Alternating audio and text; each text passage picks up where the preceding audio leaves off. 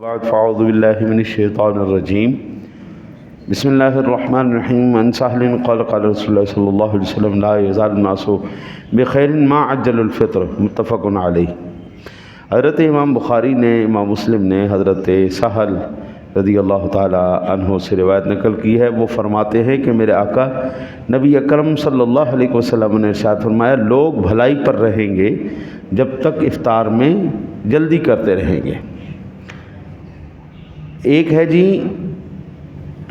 مغرب کی نماز ادا کرنے سے پہلے افطاری کرنا، پھر اس کے بعد جا کے نماز ادا کرنا، یہ بہت اچھی بات ہے۔ جیسے غروب ہوا، افطاری کی، پھر نماز پڑھنے گئے، یہ بہت اچھی بات ہے۔ ایک ہے کہ افطاری کا وقت ہو گیا لیکن افطاری نہیں کی، نماز پڑھنے چلے گئے اور آ کے نماز پڑھنے کے بعد جب اندھیرا ہو گیا پھر آ کے افطاری کی، یہ مسلمانوں کی افطاری نہیں ہے، یہ یہود و نصارہ کی افطاری ہے۔ اور اس افطاری سے حضور سرور دو عالم صلی اللہ علیہ وسلم نے منع کیا کہ ستارے گتھنے سے پہلے پہلے افطاری کر لو، کیونکہ یعنی جب ستارے نظر آنا شروع ہو جائیں، شہروں میں تو اب نہیں آتے، لائٹیں اتنی ہیں، دیہاتوں میں جہاں پر ابھی بھی روشنی کم ہوتی ہے وہاں پر مغرب کے ساتھ ہی ستارے نظر آنا شروع ہو جاتے ہیں۔ تو اس وقت سے حضور سرور دو عالم صلی اللہ علیہ وسلم نے منع کیا، اتنی لیٹ نہیں کرنی، یہ یہود و نصارہ کا طریقہ ہے۔ ہم الحمدللہ مسلمان جو ہیں وہ ہیں ہی یہودیوں کی مخالفت کے لیے۔ ہمارا دین اور مذہب کہتا ہی یہ ہے کہ تم نے ان کی کرنی ہی مخالفت ہے۔ مثلا میں آپ کو عرض کروں، نبی اکرم صلی اللہ علیہ وسلم تشریف لے کے گئے مدینہ میں، تو یہ لوگ 10 محرم کا روزہ رکھتے تھے۔ حضور نے فرمایا یہ کیا بھائی؟ انہوں نے کہا یا رسول اللہ یہ عاشوراء کا روزہ رکھتے ہیں، اس دن موسیٰ علیہ السلام پر یہ ہوا تو یہ ہوا، تو بڑے انعامات گنوائے۔ آپ نے فرمایا انشاءاللہ اگلے سال ہم 9 اور 10 کا اکٹھا رکھیں گے۔ حضور نے مخالفت کی۔ ان لوگوں نے جو ماہواری آتی خاتون کو، ان دنوں میں یہودیوں نے اپنی بیویوں کے پاس جانا شروع کیا، یہ رکتے نہیں تھے۔ حضور نے کہا آپ نے نہیں جانا، بس ختم، خلی ولی چھٹی۔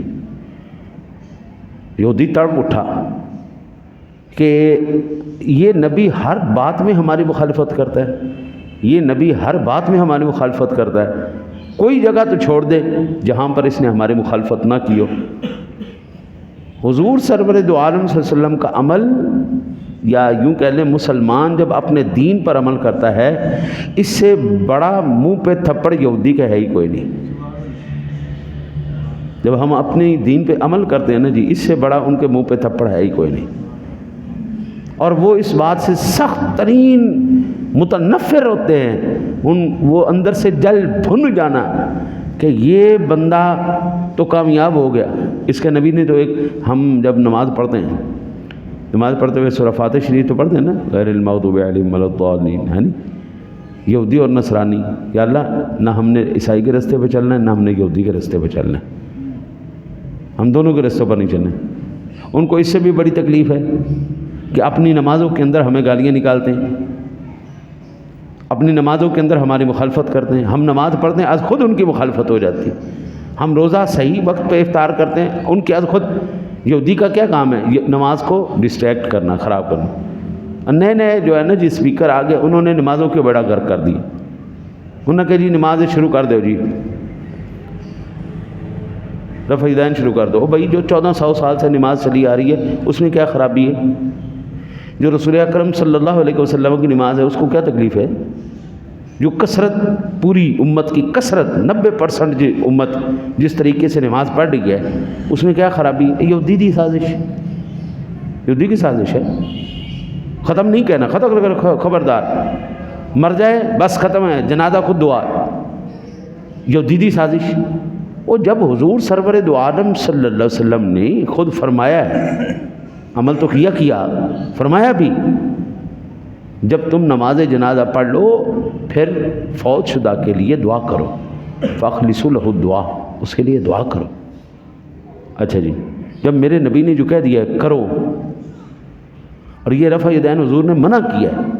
اللہ کی قسم میرے آگے ذخیرہ حدیث ہے، میں اپنے پورے علم کی قسم اٹھا کے کہہ سکتا ہوں، پوری ذخیرہ بخاری جو یہ سر پہ چڑھ کے لے کے پھرتے بخاری بخاری بخاری بخاری بخاری بخاری، مسلم مسلم مسلم مسلم مسلم، آپ بخاری لے لیں، مسلم لے لیں، ترمذی لے لیں، نسائی لے لیں، ابو داؤد لے لیں، ابن ماجہ لے لیں، آپ کوئی حدیث لے لیں، صرف ایک حدیث مجھے دکھا دو جس میں حضور نے خود ارشاد فرمایا ہو کہ رفع یدین کرنا ہے، ایک حدیث دکھا دیں، اللہ کی قسم اگلی نماز سے میں شروع کر دوں گا، نہیں تو میں دکھاتا ہوں جس میں حضور نبی اکرم صلی اللہ علیہ وسلم نے منع کیا نہیں کرنا، یہ عمل نہیں کرنا، ہم آپ کو دکھا دیتے ہیں۔ نسائی کی 1185 جا کے ابھی اپنے فون میں کھول کے دیکھ لینا حضور نے منع کیا یا نہیں کیا، ڈرامے، یہ سب یہودی کی سازش ہے۔ مسلمان نماز کے نزدیک نہیں جا رہا، یہودی کو خوش کر رہا ہے، مسلمان قرآن نہیں پڑھ رہا، یہودی کو خوش کر رہا ہے، یہودی چاہتا ہے تم قرآن بھی نہ پڑھو، تم نماز بھی نہ پڑھو، شیطان کو تو مشن ہے ہی ہے سب کے لیے، لیکن خاص طور پر یہودی کا مشن ہے اپنے نبی کے فرمان کے نزدیک نہیں جانا۔ اب ظاہری بات ہے جو بندہ قرآن حدیث کھول کے یہ چیزیں جو میں نے آپ کو عرض کی ہیں یہ دیکھ لے گا تو پھر اس کا دل کیسے کرے گا میں اس کی مخالفت کروں، اس کا کیسے دل کرے گا؟ جب حضور کا یہ فرمان پڑے گا کہ افطاری میں جلدی کرنی، اس کا دل کیسے مانے گا کہ میں نے حضور کا تو یہ فرمان پڑھ لیا ہے، اب میں کیسے کروں؟ یہ ہے جی مستحب وقت، ایک ہوتا ہے جی مکروہ وقت، یہ جو میں نے آپ کو عرض کیا ہے یہودیوں کی مشابہت کرنا، ہم نے نہ کپڑوں میں ان کی مشابہت کرنی، نہ ان کو راضی کرنا ہے، نہ اپنے دین میں راضی کرنا، نہ گھر میں راضی کرنا ہے، ہم نے راضی کرنا اللہ رسول کو۔ آج آپ اندازہ کریں، آپ پورے پاکستان کو گھوم کے پھر لیں، جو میں نے آج موضوع بیان کیا کسی نے نہیں بیان کیا ہونا، رمضان مبارک میں نے جو موضوع جمعہ میں بیان کیا نہیں بیان کیا ہونا کسی۔ میں نے کوشش یہ کی ہے کہ میرے پاس آنے والا بندہ دین میں سے کچھ حصہ لے کے جائے، دین کا وہ پہلو سن کے جائے جو عام روٹین میں وہ پہلو بیان نہیں ہوتے۔ اہل علم کو تو پتہ ہے وہ موضوع، لیکن عوام کو نہیں پتہ۔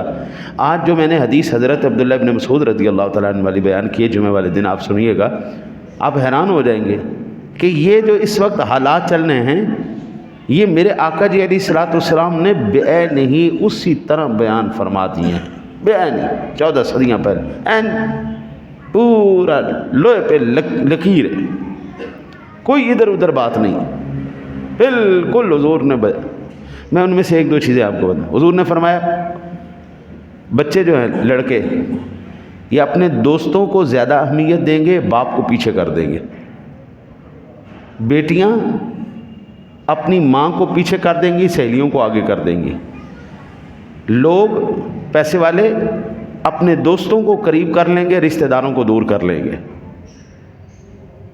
یہ چند چیزیں 14 صدیاں پہلے حضور نے بیان کی اور بیان ہی اسی طرح ہو رہی ہیں۔